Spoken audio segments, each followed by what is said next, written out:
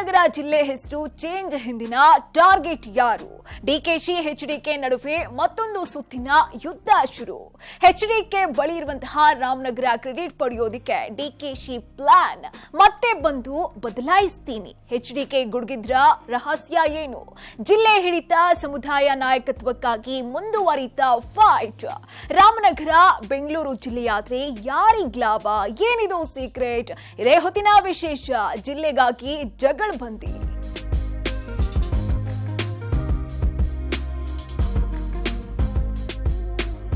ಕಳೆದ 1 ವರ್ಷದಿಂದ ಡಿಕೆ ಶಿವಕುಮಾರ್ ಮತ್ತು ಎಚ್ಡಿ ಕುಮಾರಸ್ವಾಮಿ ನಡುವೆ ವೈಯಕ್ತಿಕ ಕಾದಾಟ ನಡೀತಾನೆ ಬರ್ತಾ ಇದೆ. ಇದಕ್ಕೆ ಕಾರಣ ಹಲವಾರು.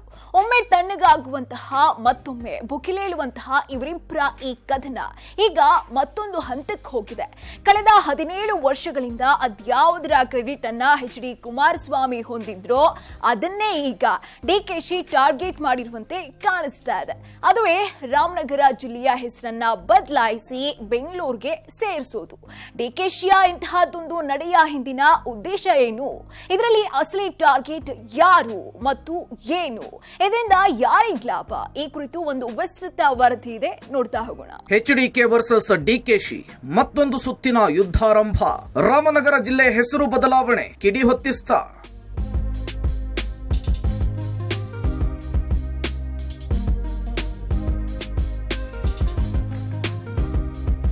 ಎರಡು 2019ರಲ್ಲಿ ಕೈ ಹಿಡಿದು ನಾವು ಸ್ನೇಹಿತರು ಅಂತ ಘೋಷಿಸಿಕೊಂಡಿದ್ದ ಹಳೆ ವೈರಿಗಳು ಮತ್ತೆ ದುಶ್ಮನಗಳಾಗಿದ್ದು ನಿಮಗೆ ಗೊತ್ತೇ ಇದೆ. ಅದರಲ್ಲೂ 2023ರ ಕರ್ನಾಟಕ ವಿಧಾನಸಭಾ ಚುನಾವಣೆಯ ಫಲಿತಾಂಶದ ಬಳಿಕ ಡಿಕೆ ಶಿವಕುಮಾರ್ ಮತ್ತು ಎಚ್ಡಿ ಕುಮಾರಸ್ವಾಮಿ ನಡುವಿನ ವೈರತ್ವ ಹೊಸ ಅಧ್ಯಾಯವಾಗಿ ಶುರುವಾಗಿದೆ. ಕುಮಾರಸ್ವಾಮಿ ತಮ್ಮ ಜೆಡಿಎಸ್ ಪಕ್ಷವನ್ನ ಬಿಜೆಪಿ ಜೊತೆ ಮೈತ್ರಿ ಮಾಡಿಕೊಂಡಾಗ ಇದು ತೀವ್ರತೆಯನ್ನು ಪಡೆದುಕೊಳ್ತು. ನಂತರದ ದಿನಗಳಲ್ಲಿ ರಾಜಕೀಯವಾಗಿ ಪದೇ ಪದೇ ಇವರಿಬ್ಬರ ನಡುವೆ ಯುದ್ಧ ನಡೆಯುತ್ತಲೇ ಇತ್ತು. ಲೋಕಸಭಾ ಚುನಾವಣೆಯ ಸಮಯದಲ್ಲಿ ಮತ್ತೊಂದು ಮಜಲಿಗೆ ಹೋದ ಇವರಿಬ್ಬರ ಕದನದಲ್ಲಿ ಈಗ ಮತ್ತೊಂದು ಹೊಸ ಅಧ್ಯಾಯ ಶುರುವಾಗಿದೆ. ಅದುವೇ ರಾಮನಗರ ಅಧ್ಯಾಯ.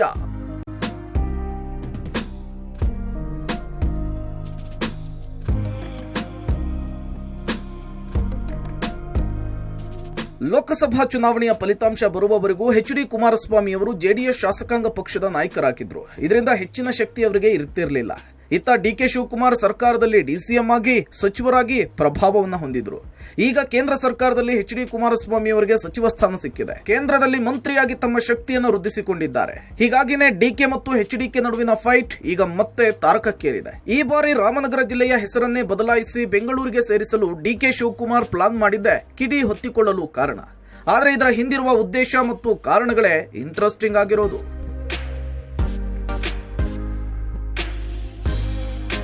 ರಾಮನಗರ ಜಿಲ್ಲೆಯನ್ನ ಬೆಂಗಳೂರು ದಕ್ಷಿಣವೆಂದು ಬದಲಿಸಿ ಹೆಸರು ಮರುನಾಮಕರಣಕ್ಕೆ ಡಿಕೆಶಿ ನಿಯೋಗ ಮನವಿ.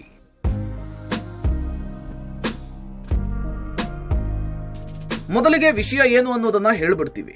ರಾಮನಗರ ಜಿಲ್ಲೆಯನ್ನ ಬೆಂಗಳೂರಿಗೆ ಸೇರಿಸಬೇಕು ಅಂತ ಹೇಳಿ ಡಿಕೆ ಶಿವಕುಮಾರ್ ಹಲವಾರು ವರ್ಷಗಳಿಂದ ಆಸಕ್ತಿ ಹೊಂದಿದ್ದಾರೆ. ಆದರೆ ಅದಕ್ಕೆ ಬೇಕಾದಂತಹ ಸೂಕ್ತ ಕಾಲ ಮತ್ತು ಅಧಿಕಾರ ಇರಲಿಲ್ಲ. ಈಗ ಕಾಂಗ್ರೆಸ್ ಸರ್ಕಾರದಲ್ಲಿ ಡಿಕೆ ಶಿವಕುಮಾರ್ ಡಿಸಿಎಂ ಆಗಿದ್ದು ಮಾತ್ರವಲ್ಲದೆ ಬೆಂಗಳೂರಿನ ಉಸ್ತುವಾರಿ ಸಚಿವರು ಆಗಿದ್ದಾರೆ. ಬ್ರ್ಯಾಂಡ್ ಬೆಂಗಳೂರು ಅನ್ನುವ ಹೆಸರಿನಲ್ಲಿ ಸಾಕಷ್ಟು ಬದಲಾವಣೆಗಳನ್ನು ತರುವುದಕ್ಕೆ ಪ್ಲಾನ್ ಮಾಡಿಕೊಂಡಿದ್ದಾರೆ. ಅದರ ಭಾಗವಾಗಿ ಈಗ ರಾಮನಗರ ಜಿಲ್ಲೆಯನ್ನ ಬೆಂಗಳೂರಿಗೆ ಸೇರಿಸಿ ಬೆಂಗಳೂರು ದಕ್ಷಿಣ ಅಂತೇಳಿ ಮರುನಾಮಕರಣ ಮಾಡಲಿಕ್ಕೆ ಪ್ಲಾನ್ ಮಾಡಿಕೊಂಡಿದ್ದಾರೆ. ಈಗಾಗಲೇ ಡಿಕೆಶಿ ನೇತೃತ್ವದ ನಿಯೋಗ ಮುಖ್ಯಮಂತ್ರಿಗಳಿಗೆ ಮನವಿ ಕೂಡ ಮಾಡಿಕೊಂಡಿದೆ.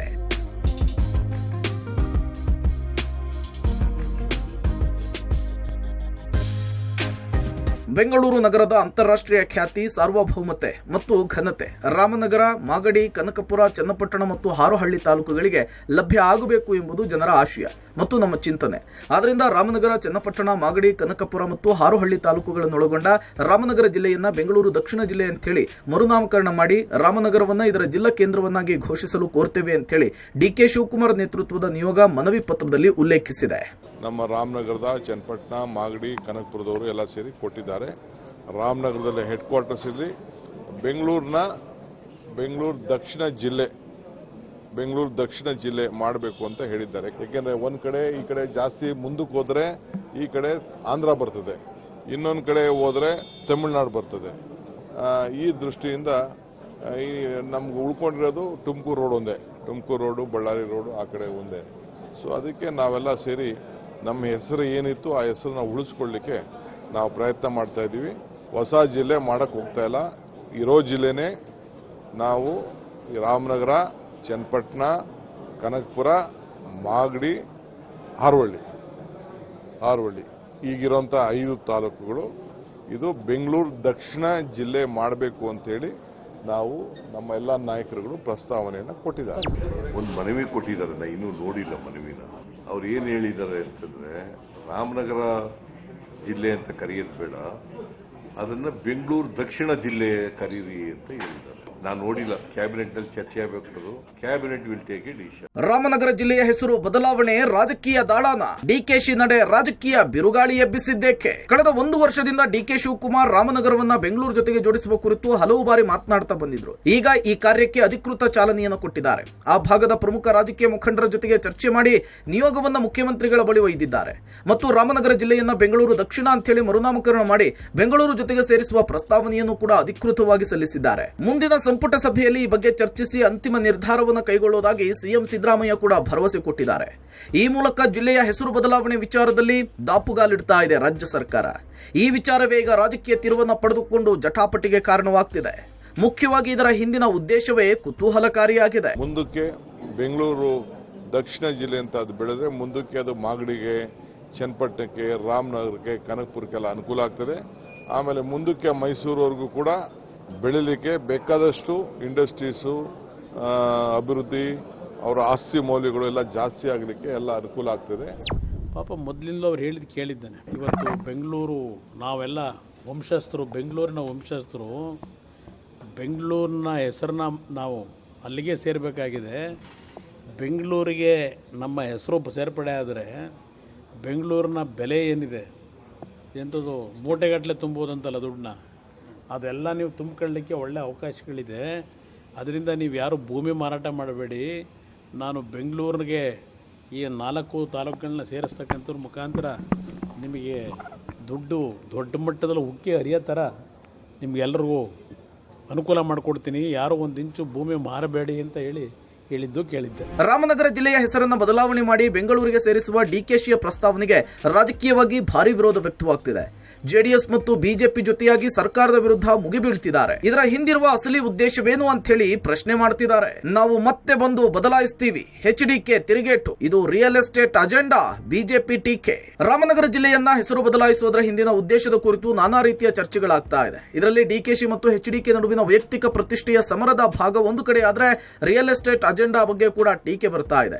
ಡಿಕೆ ಮತ್ತು ಎಚ್ಡಿಕೆ ನಡುವಿನ ಕ್ರೆಡಿಟ್ ವಾರ್ ಮತ್ತು ಜಿಲ್ಲೆ ಹಾಗೂ ಸಮುದಾಯದ ಮೇಲಿನ ಹಿಡಿತ ಸಾಧಿಸುವ ಫೈಟ್ ಬಗ್ಗೆ ಹೇಳೋದಕ್ಕೂ ಮೊದಲು ಇದರ ಜೊತೆಗೆ ಅದು ಯಾವ್ಯಾವ ಅಜೆಂಡಾದ ಬಗ್ಗೆ ಹೊಗೆಯಾಡ್ತಾ ಇದೆ ಅನ್ನೋದನ್ನ ಹೇಳ್ಬಿಡ್ತೀವಿ ಕೇಳಿ. ಮುಖ್ಯವಾಗಿ ರಾಮನಗರ ಜಿಲ್ಲೆಯನ್ನ ರಾಜಧಾನಿಯ ಜೊತೆಗೆ ಜೋಡಿಸುವುದರ ಹಿಂದೆ ರಿಯಲ್ ಎಸ್ಟೇಟ್ ಅಜೆಂಡಾ ಇದೆ ಅನ್ನುವಂತಹ ಆರೋಪ ಎದ್ದಿದೆ.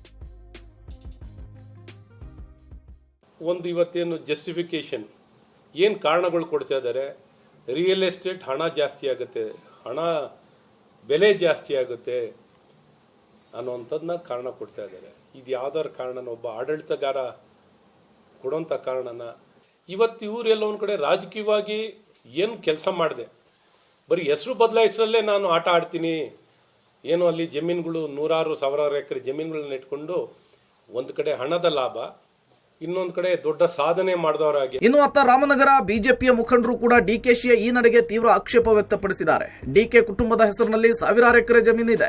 ಇದನ್ನ ರಾಜಧಾನಿ ಬೆಂಗಳೂರಿನ ಜೊತೆಗೆ ಜೋಡಿಸುವುದರ ಮೂಲಕ ತಮ್ಮ ಭೂಮಿಯ ಮೌಲ್ಯವನ್ನು ಹೆಚ್ಚಿಸಿಕೊಂಡು ದುಡ್ಡು ಹೊಡೆಯೋ ಪ್ಲಾನ್ ಅಂತ ಹೇಳಿ ಗಂಭೀರ ಆರೋಪ ಮಾಡಿದ್ದಾರೆ. ಜಿಲ್ಲೆಯಲ್ಲಿ ಎಷ್ಟು ಜನ ರಿಯಲ್ ಎಸ್ಟೇಟ್ ಮಾಡಿ ಜೀವನ ಮಾಡ್ತವ್ರೆ?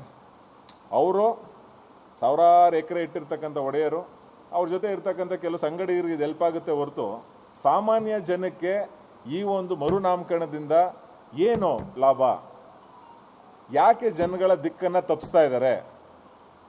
ನೀವಿಟ್ಟಿರ್ತಕ್ಕಂಥ ನಿಮ್ಮ ಸ್ವಂತ ಪರ್ಸನಲ್ ಅಜೆಂಡಾ, ನಿಮ್ಮ ವೈಯಕ್ತಿಕ ಬೆಳವಣಿಗೆ, ನೀವು ಮಾಡಿರ್ತಕ್ಕಂಥ ಜಮೀನುಗಳಿಗೆ ಬರ್ತಕ್ಕಂಥ ಆರ್ಥಿಕ ನೆರವು ಮುಂದಿನ ದಿನ ಬೆಲೆ ಜಾಸ್ತಿ ಆದ್ರೆ ತುಂಬಾ ಅನುಕೂಲ ಆಗುವಂತವ್ರು ಯಾರು ಈ ಜಿಲ್ಲೆಯಲ್ಲಿ? ಹೀಗೆ ರಾಮನಗರ ಜಿಲ್ಲೆಯನ್ನ ಬೆಂಗಳೂರಿಗೆ ಸೇರಿಸುವುದರ ಮೂಲಕ ಹಣ ಮಾಡುವ ಉದ್ದೇಶದ ಬಗ್ಗೆ ಆರೋಪಗಳು ಕೇಳಿ ಬಂದ್ರೆ, ಇತ್ತ ಎಚ್.ಡಿ. ಕುಮಾರಸ್ವಾಮಿ ಇದು ಜಾಸ್ತಿ ದಿನ ಇರಲ್ಲ, ನಾವು ಅಧಿಕಾರಕ್ಕೆ ಬಂದು ಕೂಡಲೇ ಹೆಸರನ್ನ ಬದಲಾವಣೆ ಮಾಡುವುದಾಗಿ ಹೇಳಿದ್ದಾರೆ. ರಾಮನಗರ 83, 85 ಯಾವ ರೀತಿ ಇತ್ತು, ಕನಕಪುರ, ಸಾತ್ನೂರು ಇವೆಲ್ಲ ಏನಿತ್ತು, ಎಲೆಕ್ಟ್ರಿಸಿಟಿ ಇಲ್ಲ, ರಸ್ತೆ ಇಲ್ಲ, ಯಾರ ಕಾಲದಲ್ಲಿ ಅವೆಲ್ಲ ಪ್ರಾರಂಭ ಆದವು, ಡೆವಲಪ್ಮೆಂಟ್ ಏನಾಯಿತು, ಇತಿಹಾಸ ಇದೆ ಇದಕ್ಕೆಲ್ಲ. ಈ ಹೆಸರನ್ನೀಗ ನಾಳೆ ಬೆಳಗ್ಗೆ ಅರ್ಜಿ ಕೊಟ್ಟು ಚೇಂಜ್ ಮಾಡಿದ್ರು, ಪುನಃ ನಾನು ಮತ್ತೆ ಬಂದೇ ಬರ್ತೀನಿ, ನನಗೆ ಆ ವಿಶ್ವಾಸ ಇದೆ. ಮತ್ತು ರಾಮನಗರ ಜಿಲ್ಲೆ ಅದನ್ನು ಇವರು ಯಾರು ತೆಗಿಯೋಕ್ಕಾಗೋದಿಲ್ಲ. ಗ್ರೇಟರ್ ಬೆಂಗಳೂರು ಮಾಡೋದಾಗಿ ಹೇಳಿ ಅಲ್ಲಿ ದುಡ್ಡನ್ನು ಹೊಡೆದ್ರು. ಈಗ ರಾಮನಗರಕ್ಕೆ ಬಂದಿದ್ದಾರೆ ಅಂತ ಹೇಳಿರುವ ಜೆಡಿಎಸ್ನ ಯುವ ರಾಜ್ಯಾಧ್ಯಕ್ಷ ನಿಖಿಲ್ ಕುಮಾರಸ್ವಾಮಿ ಜಿಲ್ಲೆಯ ಜನರಿಗೆ ಇದರಿಂದ ಸಮಾಧಾನ ಇಲ್ಲ ಅಂತ ಹೇಳಿ ವಾಗ್ದಾಳಿ ನಡೆಸಿದ್ದಾರೆ. 2007ರಲ್ಲಿ ಪ್ರಥಮವಾಗಿ ಮಾನ್ಯ ಕುಮಾರಣ್ಣ ಅವರು ಜಿಲ್ಲೆ ಘೋಷಣೆ ಮಾಡಿದಂಥದ್ದು ಒಂದು ಕಡೆ ರಾಮನಗರ, ಒಂದು ಕಡೆ ಚಿಕ್ಕಬಳ್ಳಾಪುರ, ಅದು ಇತಿಹಾಸ. ತದನಂತರ ಜಿಲ್ಲೆಯಲ್ಲಿ ಆಗಿರ್ತಕ್ಕಂಥ ಅಭಿವೃದ್ಧಿ ಇವತ್ತು ಜಿಲ್ಲೆ ಜನತೆಗೆ ಯಾವುದೇ ರೀತಿ ವಿಷಯವಾಗಿ ಸಮಾಧಾನ ಇಲ್ಲ ಅಂತಕ್ಕಂಥದ್ದು ನನ್ನ ಒಂದು ವೈಯಕ್ತಿಕ ಅಭಿಪ್ರಾಯ. ಹಾಗಾಗಿ ಇದ್ರ ಬಗ್ಗೆ ಮುಂದೆ ಚರ್ಚೆ ಮಾಡ್ತೀನಿ. ರಾಮನ ಹೆಸರಿರೋದಕ್ಕೆ ಬದಲಾವಣೆ, ಧರ್ಮದ ಆಂಗಲ್ ತಂದ ಬಿಜೆಪಿ. ಇಲ್ಲಿ ಮತ್ತೊಂದು ವಿಚಾರವನ್ನು ಕೂಡ ಬಿಜೆಪಿ ಮುನ್ನೆಲೆಗೆ ತಂದಿದೆ. ರಾಮನಗರ ಜಿಲ್ಲೆಯ ಹೆಸರನ್ನ ಬೆಂಗಳೂರು ದಕ್ಷಿಣ ಅಂತ ಬದಲಾಯಿಸುವುದರ ಹಿಂದೆ ದೃಷ್ಟೀಕರಣ ಇದೆ ಅಂತ ಹೇಳಿ ಬಿಜೆಪಿ ಆರೋಪ ಮಾಡ್ತಿದೆ. ರಾಮನಗರಕ್ಕೆ ಧಾರ್ಮಿಕ ಹಿನ್ನೆಲೆ ಕೂಡ ಇದೆ. ಜಿಲ್ಲೆಯ ಹೆಸರಿನಲ್ಲಿಯೇ ರಾಮ ಇದ್ದಾನೆ. ಕಾಂಗ್ರೆಸ್ಗೆ ರಾಮನ ಹೆಸರನ್ನೇ ಸಹಿಸಿಕೊಳ್ಳೋದಕ್ಕಾಗ್ತಿಲ್ಲ.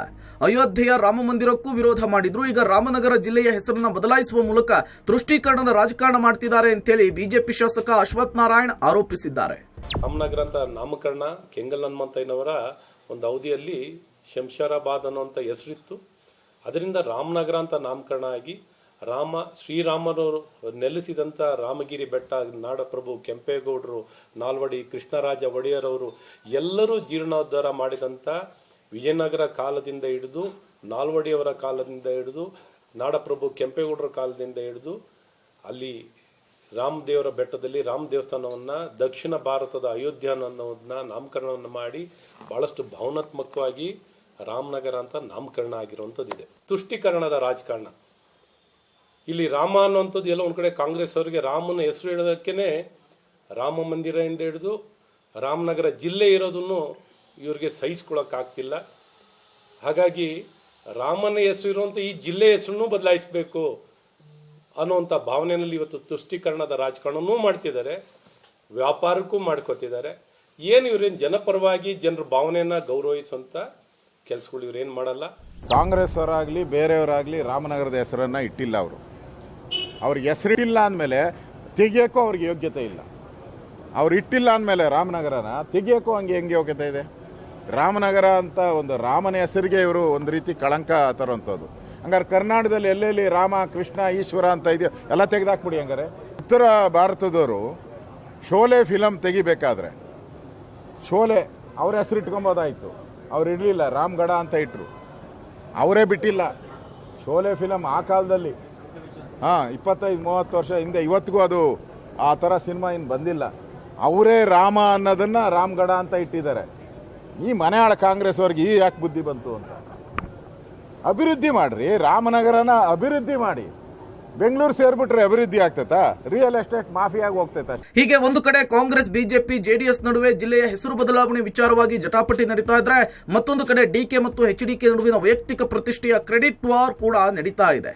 ಈ ಅಧ್ಯಾಯವೇ ವೆರಿ ಇಂಟ್ರೆಸ್ಟಿಂಗ್ ಆಗಿರೋದು. ರಾಮನಗರ ಜಿಲ್ಲೆಯ ಸೃಷ್ಟಿಕರ್ತರು ಕುಮಾರಸ್ವಾಮಿ ಈ ಮೂಲಕ ಜಿಲ್ಲೆ ಮತ್ತು ಸಮುದಾಯದ ಮೇಲೆ ಹಿಡಿತ ಸಾಧಿಸಿದಂತಹ ಎಚ್ಡಿಕೆಗೆ ಕೌಂಟರ್ ಕೊಡಬೇಕು ಅಂತಾನೆ ಡಿಕೆಶಿ ಬದಲಾವಣೆಗೆ ಮುಂದಾಗಿದ್ದಾರೆ ಅನ್ನೋದು ಈಗ ಚರ್ಚೆ. ಈ ಕುರಿತಾಗಿ ಒಂದು ಇಂಟ್ರೆಸ್ಟಿಂಗ್ ಸ್ಟೋರಿ ಇದೆ, ನೋಡ್ತಾ ಹೋಗೋಣ. 1986ರಲ್ಲಿ ಬೆಂಗಳೂರು ಗ್ರಾಮಾಂತರ ಜಿಲ್ಲೆ ರಚನೆ. 2007ರಲ್ಲಿ ರಾಮನಗರವನ್ನ ಪ್ರತ್ಯೇಕ ಜಿಲ್ಲೆ ಮಾಡಿದ ಎಚ್ಡಿಕೆ.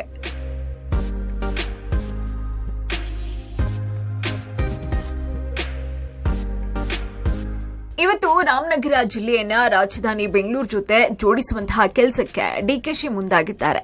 ಹಾಗೆ ನೋಡಿದ್ರೆ ಈ ಜಿಲ್ಲೆ ಮೊದಲು ಬೆಂಗಳೂರಿನ ಭಾಗವಾಗಿಯೇ ಇತ್ತು. ಹಲವು ರೂಪಾಂತರಗಳ ಬಳಿಕ ರಾಮನಗರವಾಗಿ ಈಗ ವಾಪಸ್ ಬೆಂಗಳೂರಿಗೆ ಸೇರಿಕೊಳ್ಳುವ ಪ್ರಸ್ತಾವನೆ ಇಡಲಾಗಿದೆ. ಈ ಜಿಲ್ಲೆ ವಿಂಗಡಣೆಯ ವಿವರವನ್ನ ಒಮ್ಮೆ ನೋಡ್ಬಿಡೋಣ. ರಾಮನಗರ ಚರಿತ್ರೆ. 1986ರಲ್ಲಿ ದೊಡ್ಡಬಳ್ಳಾಪುರ, ನೆಲಮಂಗಲ, ದೇವನಹಳ್ಳಿ, ಹೊಸಕೋಟೆ, ಚನ್ನಪಟ್ಟಣ, ರಾಮನಗರ, ಮಾಗಡಿ ಮತ್ತು ಕನಕಪುರ ತಾಲೂಕುಗಳನ್ನು ಸೇರಿಸಿ ಬೆಂಗಳೂರು ಗ್ರಾಮಾಂತರ ಜಿಲ್ಲೆ ಅಂತ ರಚಿಸಲಾಯಿತು. 2007ರಲ್ಲಿ ರಾಮನಗರ, ಚನ್ನಪಟ್ಟಣ, ಮಾಗಡಿ, ಕನಕಪುರ ತಾಲೂಕುಗಳನ್ನು ಸೇರಿಸಿ ರಾಮನಗರ ಜಿಲ್ಲೆ ಅಂತ ಪ್ರತ್ಯೇಕಗೊಳಿಸಲಾಯಿತು. ನಂತರ ಹಾರೋಹಳ್ಳಿ ಎಂಬ ಹೊಸ ತಾಲೂಕು ರಚನೆಯಾಯಿತು. ಹೀಗೆ ಬೆಂಗಳೂರು ಗ್ರಾಮಾಂತರದಿಂದ 4 ತಾಲೂಕುಗಳನ್ನು ಪ್ರತ್ಯೇಕಿಸಿ 2007ರಲ್ಲಿ ರಾಮನಗರ ಅನ್ನೋ ಜಿಲ್ಲೆಯನ್ನ ರಚಿಸಲಾಯಿತು. ಇದನ್ನ ಅಂದಿನ ಮುಖ್ಯಮಂತ್ರಿ ಎಚ್.ಡಿ. ಕುಮಾರಸ್ವಾಮಿ ಅವರೇ ಸ್ವತಃ ಮುತುವರ್ಜಿ ವಹಿಸಿ ಮಾಡಿದ್ರು. ಸಹಜವಾಗಿಯೇ ಇದರ ಕ್ರೆಡಿಟ್ ಅವ್ರಿಗೆ ಹೋಗುತ್ತೆ. ಇವತ್ತು ಅದನ್ನ ಟಾರ್ಗೆಟ್ ಮಾಡಿನೇ ಹೆಸರು ಬದಲಾವಣೆ ಮಾಡೋದಕ್ಕೆ ಡಿಕೆಶಿ ಮುಂದಾಗಿದ್ದಾರೆ ಅನ್ನೋ ಆರೋಪ ಬಂದಿದೆ. ಸಣ್ಣ ಬದಲಾವಣೆ ಮಾಡಿ ಅವರ ಪ್ರತಿಷ್ಠೆ ಕುಮಾರಸ್ವಾಮಿ ರಾಮನಗರ ಜಿಲ್ಲೆಯನ್ನು ಇವತ್ತು ನಾಮಕರಣ ಮಾಡಿದ ಅಂತಕ್ಕಂಥ ಹೆಸರನ್ನು ತೆಗಿಬೇಕು ಅನ್ನೋದು ಅಷ್ಟೇ ಅವ್ರ ಉದ್ದೇಶ. ಅದು ಹೊರತುಪಡಿಸಿ ಏನಾಗುತ್ತೆ? ರಾಮನಗರ ಜಿಲ್ಲೆ ಇರಲಿ, ರಾಮನಗರಕ್ಕೆ ದೇವೇಗೌಡರು ಪಾದಾರ್ಪಣೆ ಮಾಡಿದ ನಂತರ ಶಾಸಕರಾಗಿ ಮುಖ್ಯಮಂತ್ರಿಯಾಗಿ, ನಾನು ಶಾಸಕನಾಗಿ ಮುಖ್ಯಮಂತ್ರಿಯಾಗಿ ಆ ಜಿಲ್ಲೆಯಲ್ಲಿ ಏನು ಅಭಿವೃದ್ಧಿ ಮಾಡಿದ್ದೇವೆ ಜನಗಳಿಗೆ ಗೊತ್ತಿದೆ. ಅದು ಇವರಿನ ಸರ್ಟಿಫಿಕೇಟ್ ಬೇಕಿಲ್ಲ. ಬೆಲೆ ಏನು ಏರಿಕೆ ಆಗಿದೆ ಅನ್ನೋದು ಈಗಾಗಲೇ ಆಗೋಗಿದೆ. ರಾಮನಗರ ಜಿಲ್ಲೆ ಆದ ಮೇಲೆ ಯಾವ ರೀತಿ ಬೆಲೆ ಏರಿಕೆ ಆಗಿದೆ ಅದೆಲ್ಲ ಜನತೆಗೆ ಗೊತ್ತಿದೆ. ಜಿಲ್ಲೆಯ ಹಿಡಿತ ಮತ್ತು ಸಮುದಾಯದ ನಾಯಕತ್ವ ಡಿಕೆ-ಎಚ್ಡಿಕೆ ಯುದ್ಧದ ಮುಂದುವರೆದ ಭಾಗ. ಹೌದು, ರಾಮನಗರ ಜಿಲ್ಲೆಯನ್ನ ದೇವೇಗೌಡರು ತಮ್ಮ ಕರ್ಮಭೂಮಿಯನ್ನಾಗಿ ಮಾಡಿಕೊಂಡಿದ್ರು. ಹುಟ್ಟೂರು ಹಾಸನವಾಗಿದ್ರು ದೇವೇಗೌಡರ ರಾಜಕೀಯ ನೆಲೆ ಕಂಡುಕೊಂಡಿದ್ದು ರಾಮನಗರದಲ್ಲೇನೆ. ಮುಂದೆ ಅವರ ಪುತ್ರ ಕುಮಾರಸ್ವಾಮಿ ಕೂಡ ಇದೇ ಜಿಲ್ಲೆಯನ್ನ ಆರಿಸಿಕೊಂಡು ರಾಜಕೀಯವಾಗಿ ಸ್ಥಾನವನ್ನ ಗಟ್ಟಿ ಮಾಡಿಕೊಂಡ್ರು. ಬೆಂಗಳೂರು ಗ್ರಾಮಾಂತರ ಭಾಗವಾಗಿದ್ದಂತಹ ರಾಮನಗರವನ್ನ ಪ್ರತ್ಯೇಕ ಜಿಲ್ಲೆ ಮಾಡಿ ತಮ್ಮ ಹಿಡಿತವನ್ನ ಮತ್ತಷ್ಟು ಬಿಗಿಗೊಳಿಸಿದ್ರು. ಕೇವಲ ಜಿಲ್ಲೆಯ ಹಿಡಿತವನ್ನ ಮಾತ್ರ ಅಲ್ಲ, ಈ ಭಾಗದಲ್ಲಿ ಹೆಚ್ಚು ಪ್ರಭಾವ ಹೊಂದಿರುವಂತಹ ಒಕ್ಕಲಿಗ ಸಮುದಾಯದ ನಾಯಕತ್ವವನ್ನ ಕೂಡ ಅಘೋಷಿತವಾಗಿ ವಹಿಸಿಕೊಂಡಿದ್ರು ಎಚ್.ಡಿ. ಕುಮಾರಸ್ವಾಮಿ. ಇನ್ನು ಕನಕಪುರ ಬಿಟ್ರೆ ಡಿಕೆಶಿಯ ಪ್ರಭಾವ ಬೇರೆಲ್ಲೂ ಇರಲಿಲ್ಲ. ಆದ್ರೆ ಕಳೆದ ವಿಧಾನಸಭಾ ಚುನಾವಣೆಯಲ್ಲಿ ಡಿಕೆಶಿಯಲ್ಲಿ ಹಿಡಿತವನ್ನ ಬಲಗೊಳಿಸುತ್ತಾರೆ. ರಾಮನಗರವನ್ನ ಬೆಂಗಳೂರು ದಕ್ಷಿಣ ಜಿಲ್ಲೆ ಅಂತ ಮರುನಾಮಕರಣ ಮಾಡಿ ರಾಮನಗರ ಜಿಲ್ಲೆ ರಚಿಸಿದಂತಹ ಕ್ರೆಡಿಟ್ ಹೊಂದಿರುವಂತಹ ಎಚ್ಡಿಕೆಗೆ ಕೌಂಟರ್ ಕೊಡೋದಕ್ಕೆ ಮುಂದಾಗಿದ್ದಾರೆ ಅಂತ ಹೇಳಲಾಗ್ತಿದೆ. ಇನ್ನು ಎಚ್ಡಿಕೆ ಅವಧಿಯಲ್ಲಿ ರಾಮನಗರ ಜಿಲ್ಲೆ ಆಗಿದ್ರಿಂದ ಅದರ ಕ್ರೆಡಿಟ್ ಅವ್ರಿಗೆ ಹೋಗುತ್ತೆ. ಈಗ ಡಿಕೆಶಿ ಅವಧಿಯಲ್ಲಿ ಬೆಂಗಳೂರು ದಕ್ಷಿಣ ಜಿಲ್ಲೆ ಅಂತ ಮರುನಾಮಕರಣ ಆದ್ರೆ ಅದರ ಕ್ರೆಡಿಟ್ ಡಿಕೆಶಿಗೆ ಹೋಗುತ್ತೆ. ಹೀಗೆ ರಾಮನಗರ ಜಿಲ್ಲೆಗೆ ಹೊಸ ರೂಪ ಕೊಟ್ಟು ಕ್ರೆಡಿಟ್ ಕ್ಲೈಮ್ ಮಾಡ್ಕೊಳ್ಳೋದಕ್ಕೆ ಡಿಕೆಶಿ ಪ್ಲಾನ್ ಮಾಡಿದ್ದಾರೆ ಅಂತ ಹೇಳಲಾಗ್ತಿದೆ. ಇದರ ಜೊತೆಗೆ ಸಮುದಾಯದ ನಾಯಕತ್ವವನ್ನ ಕೂಡ ಸ್ಥಾಪನೆ ಮಾಡೋದಕ್ಕೆ ಇದು ನೆರವಾಗಬಹುದು ಅನ್ನೋದು ಅವರ ಲೆಕ್ಕಾಚಾರ ಅನ್ನೋ ಮಾತಿದೆ. ಹೀಗಾಗಿನೇ ಈ ರಾಮನಗರದ ಹೊಸ ಯುದ್ಧ ಕುತೂಹಲ ಮೂಡಿಸಿರೋದು. ರಾಮನಗರವನ್ನ ಬೆಂಗಳೂರು ಜೊತೆ ಸೇರಿಸಿದ್ರೆ ಆಗುವಂತಹ ಲಾಭದ ಕುರಿತು ಚರ್ಚೆ ಒಂದ್ ಕಡೆ ಆದ್ರೆ, ಇದರ ಹಿಂದಿರುವಂತಹ ರಾಜಕೀಯ ಕಾರಣಗಳ ಬಗ್ಗೆ ಚರ್ಚೆ ಮತ್ತೊಂದ್ ಕಡೆ. ಇದರ ನಡುವೆ ಅತ್ತ ತುಮಕೂರಿನಿಂದಾನೂ ಕೂಡ ಇದೇ ರೀತಿ ಬೇಡಿಕೆ ಬರುವಂತಹ ಸಾಧ್ಯತೆ ದಟ್ಟವಾಗಿದೆ. ತುಮಕೂರನ್ನು ಗ್ರೇಟರ್ ಬೆಂಗಳೂರಿಗೆ ಸೇರಿಸಿ ಗೃಹ ಸಚಿವ ಪರಮೇಶ್ವರಿಂದಾನೂ ಬೇಡಿಕೆ.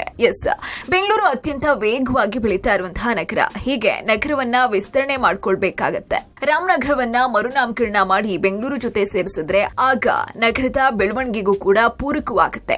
ಆ ಜಿಲ್ಲೆಯ ಜನರಿಗೂ ಅನುಕೂಲ ಆಗುತ್ತೆ ಅನ್ನೋದು ಡಿಕೆ ಶಿವಕುಮಾರ್ ಅವರ ವಾದ. ಮೇಲ್ನೋಟಕ್ಕೆ ಈ ಕಾರಣವನ್ನ ಹೇಳ್ತಾ ಇದ್ರು ಕೂಡ ಇದರ ಹಿಂದಿರುವಂತಹ ರಾಜಕೀಯ ಕಾರಣಗಳು ಕೂಡ ಸ್ಪಷ್ಟವಾಗಿಯೇ ಕಾಣಿಸ್ತಾ ಇದೆ. ಈಗಾಗಲೇ ಇದರ ಹಿಂದಿರುವಂತಹ ಕ್ರೆಡಿಟ್ ವಾರ್, ಜಿಲ್ಲೆ ಮತ್ತು ಸಮುದಾಯದ ಮೇಲಿನ ಹಿಡಿತ ಸಾಧಿಸುವಂತಹ ಫೈಟ್ ಬಗ್ಗೆನೂ ಚರ್ಚೆ ನಡೀತಾ ಇದೆ. ಇದರ ಬೆನ್ನಲ್ಲೇ ತುಮಕೂರು ಜಿಲ್ಲೆಯನ್ನ ಕೂಡ ಗ್ರೇಟರ್ ಬೆಂಗಳೂರಿಗೆ ಸೇರಿಸಿ ಅನ್ನೋ ಕೂಗು ಎತ್ತಿದೆ. ಹೌದು, ಕಾಂಗ್ರೆಸ್ ಸರ್ಕಾರದಲ್ಲೇ ಗೃಹ ಸಚಿವರಾಗಿರುವಂತಹ ಪರಮೇಶ್ವರ್ ರಾಮನಗರವನ್ನ ಬೆಂಗಳೂರಿಗೆ ಜೋಡಿಸೋದ್ರ ಕುರಿತು ಮಾತನಾಡಿ ತುಮಕೂರನ್ನು ಕೂಡ ಸೇರಿಸಬೇಕು ಅನ್ನೋ ಹೊಸ ಬೇಡಿಕೆಯನ್ನ ಇಟ್ಟಿದ್ದಾರೆ. ನಗರ ಬೆಳೀತಾ ಇರೋದ್ರಿಂದ ಮುಂದೆ ತುಮಕೂರನ್ನ ಕೂಡ ಗ್ರೇಟರ್ ಬೆಂಗಳೂರಿಗೆ ಸೇರಿಸುವಂತೆ ಒತ್ತಾಯ ಮಾಡ್ತಾ ಇರೋದಾಗಿ ಕೇಳ್ಬರ್ತಾ ಇದೆ. ತಮ್ಮ ರಾಮನಗರ ಜಿಲ್ಲೆಯನ್ನ ಬೆಂಗಳೂರಿಗೆ ಜೋಡಿಸೋದಕ್ಕೆ ಪ್ರಸ್ತಾವನೆ ಸಲ್ಲಿಸ್ತಾ ಇದ್ದಂತೆ ಇತ್ತ ತುಮಕೂರನ್ನು ಸೇರಿಸಿ ಅನ್ನೋ ಬೇಡಿಕೆ ಶುರುವಾಗಿದೆ. ಇದು ಮತ್ತೊಂದು ಆಂತರಿಕ ಸಂಘರ್ಷಕ್ಕೆ ಕಾರಣವಾಗುತ್ತಾ ಗೊತ್ತಿಲ್ಲ. ಆದ್ರೆ ಈ ರಾಮನಗರ ಯುದ್ಧವಂತೂ ಮುಂದಿನ ದಿನಗಳಲ್ಲಿ ತೀವ್ರತೆಯನ್ನ ಪಡ್ಕೊಳ್ಳೋದಂತೂ ಗ್ಯಾರಂಟಿ ನೋಡಿ.